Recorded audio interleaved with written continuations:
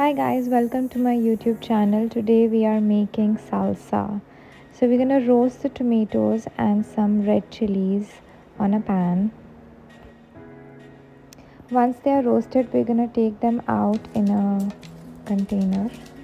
And once they are cool, we're gonna mix it in a mixie, the chili and the tomatoes.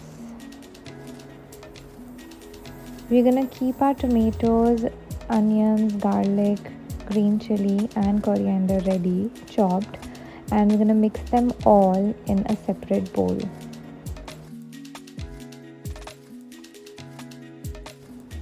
Adding some salt and mix. Now we're gonna add the tomato puree in this mixture and mix it well and add some lime juice. And your salsa sauce is ready.